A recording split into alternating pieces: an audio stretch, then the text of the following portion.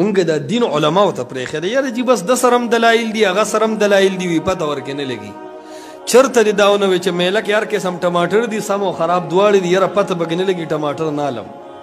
هلته خو وګورې په ګوتو یاره ګوړه رنګکاټ والا هم ده او بې رنګکاټ هم ده پته پکې نه لګي بس چای به نسکم دا فیصله دې وکړه هغې دپاره خو پتې متې ځان سره والي هلته پکې په هغه ټال کې چای هم پخه کې چې چای ټیکي نو ته وایې چې یاره بس دا ګوړه اخلم نو د ګوړې دپاره خو ځان کړی نوټ هم داسې نور ته ونیسي داسې نوک پې راخ کې ته نوک کې خو خراب معلومیلی شي ته د ګوړې غل او د سبزۍ غل معلومې ته د دین غل نه شي پېژندې ګوړې ته دې ضرورت دی پته لګي دین ته دې ضرورت نشته دا هم لا خبر ده زوام د الله ومنې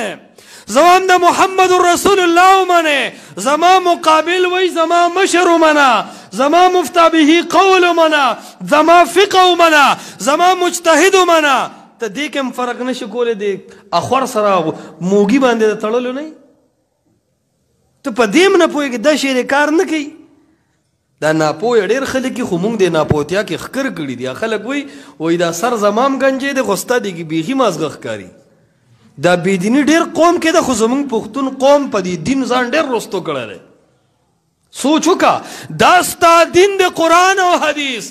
پیغمبر علیه السلام چې عمر فاروق ته دین خو هغه ټیم عمر فاروق شیخ الحدیث و مفتی صاحب و مجتهد و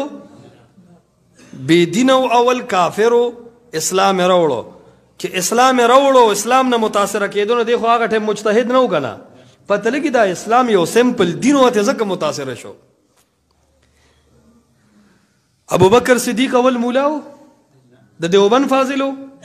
په فقه حنفي تقریض کړو مفتی به اقوال را جمع کړو نو څنګه د اسلام نه متاثره شو